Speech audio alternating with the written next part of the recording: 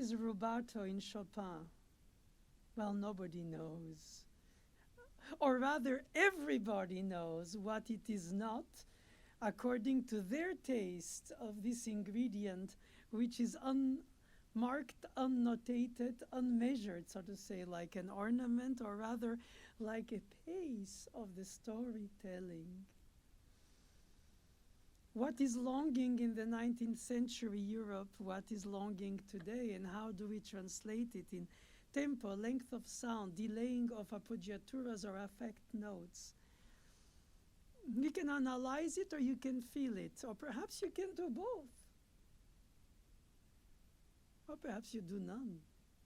After all, without makeup, it's very meaningful.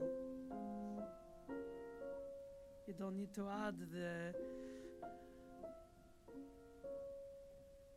though it is a customization and slight delay with the harmonization, or with the introduction of the fourth ballade.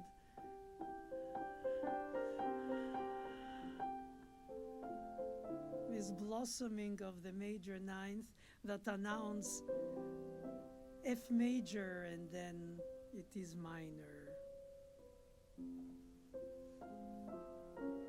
And here he states his statements in the longing and not, or perhaps he improvised it.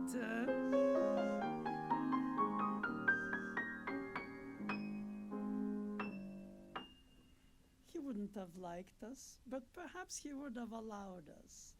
In any case, we don't allow it because we play what is written, which could be a frozen improvisation of his, but by him, or his publishers, or with the discrepancies of the various recopyings of the piece, little here and there, for instance, rather than,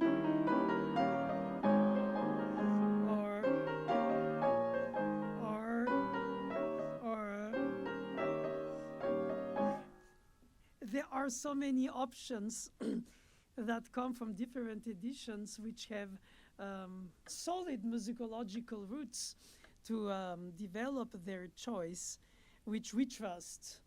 And ultimately, when we hear pianists who recorded before those editions in the early days of the 20th century, like Rubinstein and all these pianists of the legends of the post-romantic era who were basically 19th century musicians in the 20th,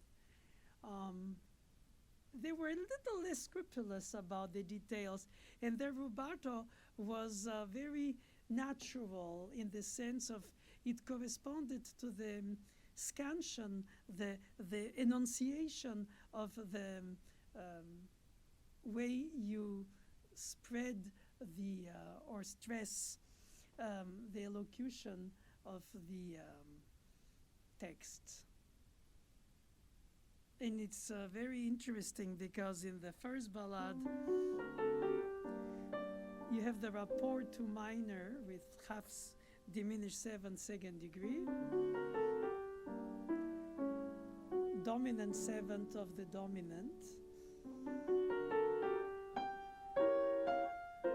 hope in relative major, B flat major,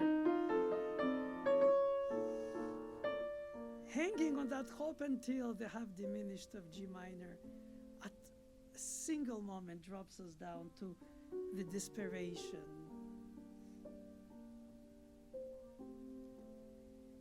And you could say the harmonization suggests all this without me speaking over it.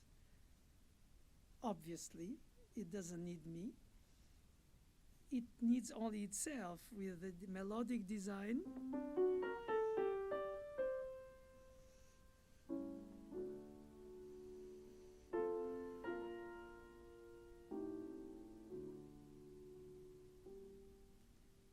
So if you were to take it at face value, you would say, I don't need to add colorization of the harmonic progression by making hope crescendo, despair back in piano sad.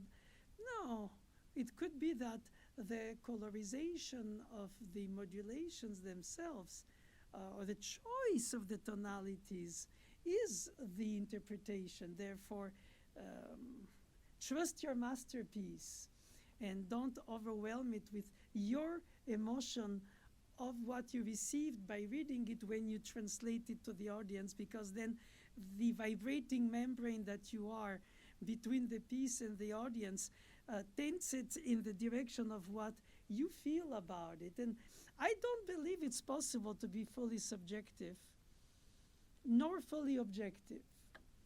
I think we are a little bit of both, because it's the nature of humans responding to what they see, hear, sense, receive, hint. And in a way, what we play is the response to what we read, therefore what we heard from what we read, since it's notated. And we don't play it by ear because somebody plays it for us. Or if we do, the same thing, like a mother tongue in a way. And when you have the opening of the third ballade,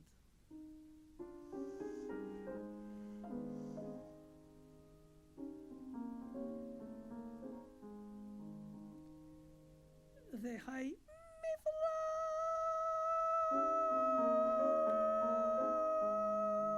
decays on the piano, and he doesn't restrike it, at least not written or notated. So then you hear the answer to the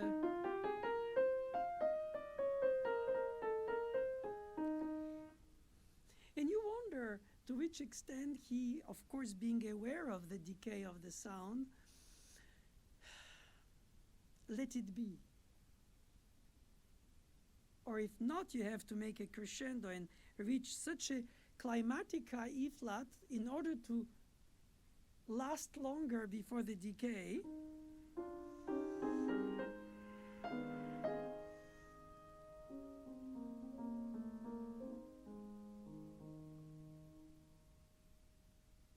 On the modern piano, it still holds. It probably didn't on his. But for that, you have to make a crescendo on an appoggiatura from above the E flat. It could have been a passing tone into the E flat from underneath, then it would have been a more intuitive crescendo.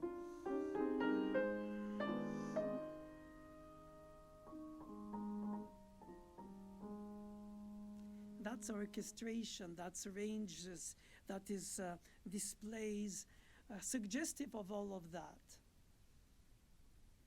And perhaps it's meant to be combined by the decay of the long-lasting note.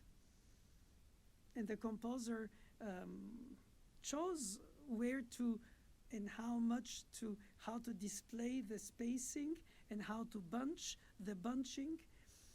And it's up to you as a performer to choose what you want to highlight on for your audience.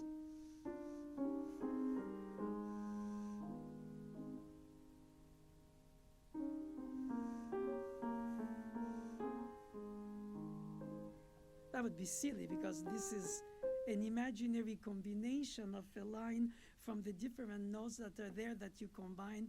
But it's facetious, it's unnatural, obviously. Answers to, and that's all to it. It would have been easier.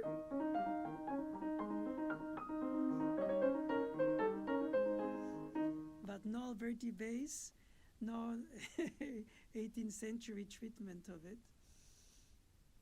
It is more about a poetic way to display the elements from a single note to 3 octaves.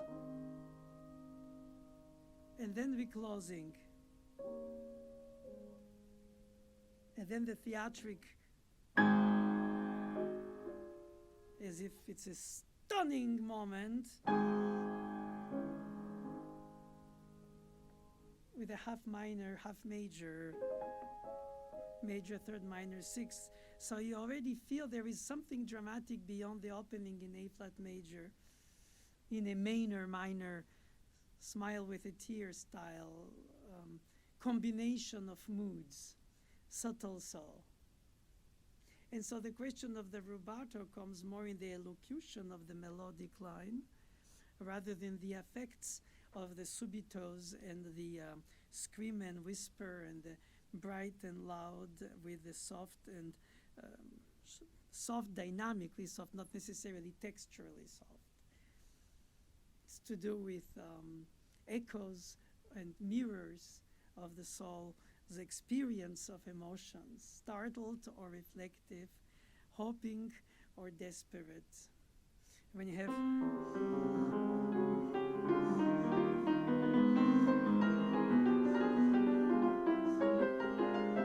he didn't use the Alberti.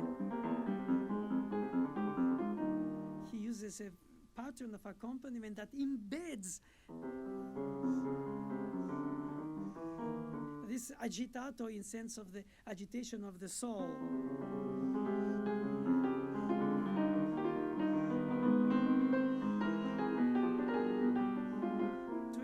3, the lips of the octave in the melody in syncopation, unsettled onwards a la Schumann, and then accompaniment in these flowing 6 couplets. So you feel like you're unsettled and you're rising and you hope until something.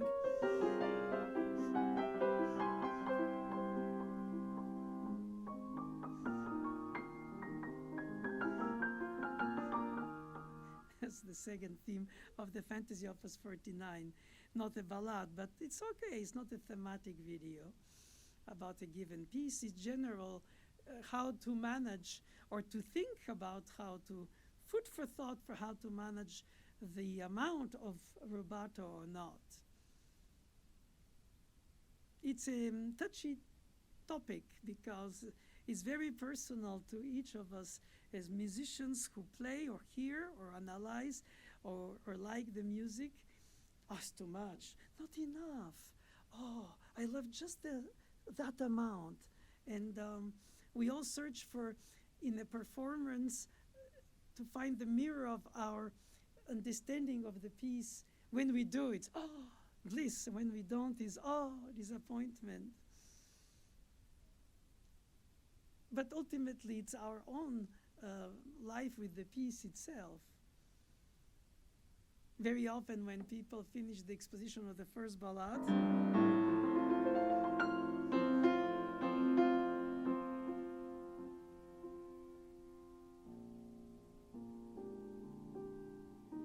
the transition to the second theme.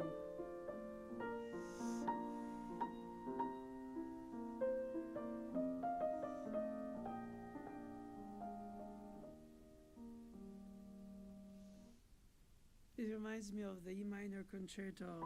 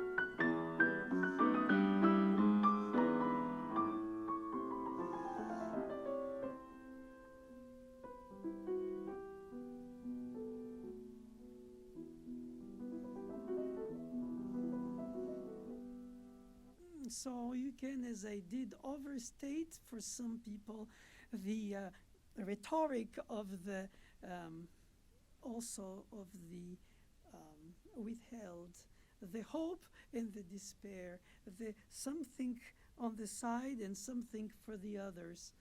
It's a reflective statement, a monologue that has so many layers of emotional declinations that go from demonstrative to suggestive to personal to self-search or exteriorized with the lip or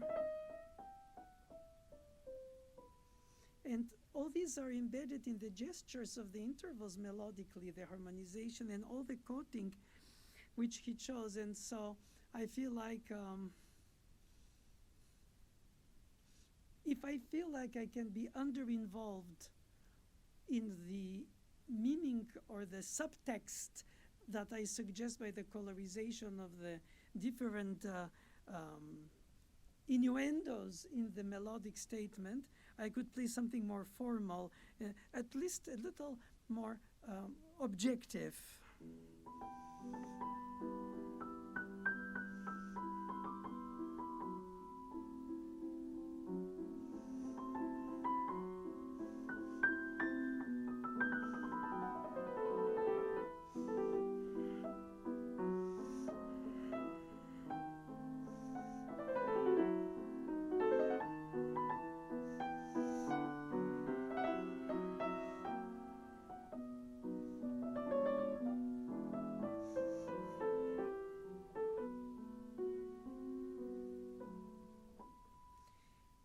Difficult to give a counterexample when I have a conviction, because I don't want to caricature the opposite that I want to prove, even as a devil's advocate. Why not for me?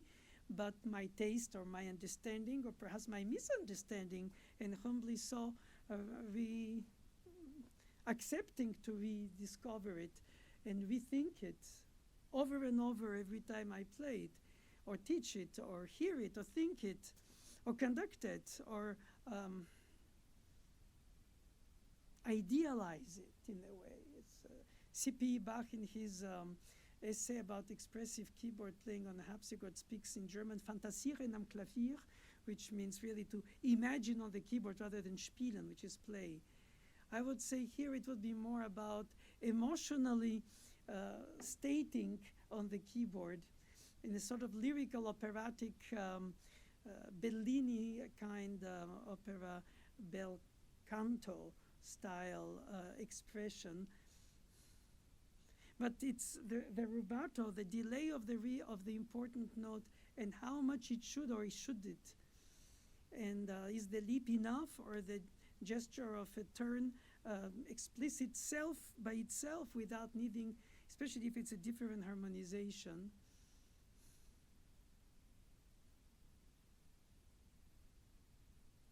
In the second theme, he does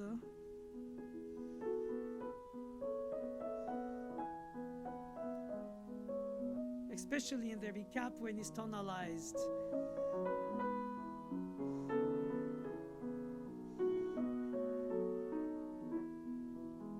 And then on the dominant, he starts minor.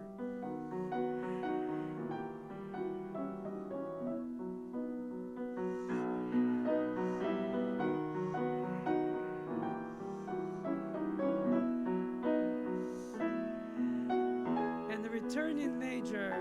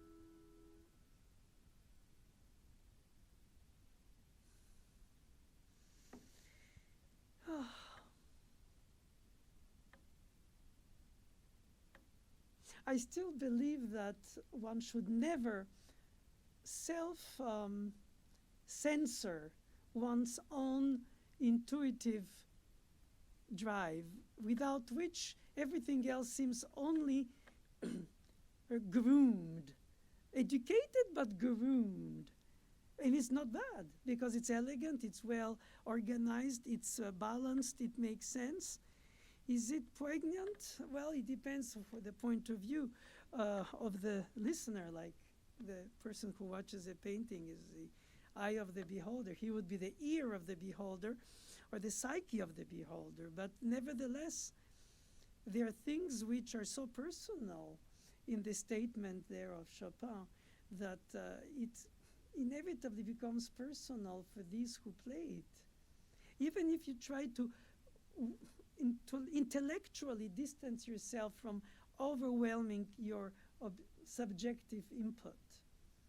I don't believe it's the one against the other. I think the two nourish each other when they're sincere, when they're not affected or just learned.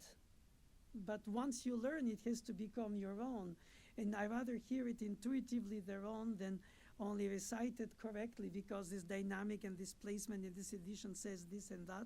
It is, but it's a tool towards a statement. And you have to be believable in the disbelief that you create in them when you tell somebody's lines in a theater play, in a monologue. People have to think, believe, they know, but they start believing that it's your words. Because the way you mention them, they're yours. You're not reciting, you're telling. And I find that this spontaneity in Chopin's notated improvisational writing is very striking too, which leads to this Rubato. And so what? I don't think it's a sin to over Rubato if even yourself you decide after hearing a recording, since on the spot it's difficult to judge how much is too much or not enough, you can subjectively do it and then objectively listen to yourself as somebody else, perhaps not right away, with time, when you revisit the piece later in your life and you start finding the proportions of the transition towards this theme and compared to this tempo and the pulse, and how I bring this to merge in the traffic of the next thematic material or the texture. And basically, yes, you know the piece, but you retell it, and you don't just repeat it. You retell it with all the variants of the beauty of the unexpected of the moment. And I think that Rubato should not be a name. It should be not either an avoidance. I think it ought to be part of you. It's like when children are not intuitively polite, they are taught politeness by their parents when they're responsible, so that they create responsible citizens. And then politeness becomes a second nature. You don't think about being polite when you are. And same thing about the Rubato. You don't think how much I should do more or less. You do what it is that it means to you. And if you listen to yourself or somebody tells you, yeah, it's too much or not enough, you can reconsider it and try and see if you can be convincing while convincing yourself. But in order to be convincing, because I think you're only convincing when you're naturally you. And of course, you don't make up the piece. It is somebody else's notes, after all. But in this make-believe moment, it's yours for the suspended time of the moment. It is yours, shared with the others who listen to you. What a wonderful experience to constantly renew the gaze on the masterpiece.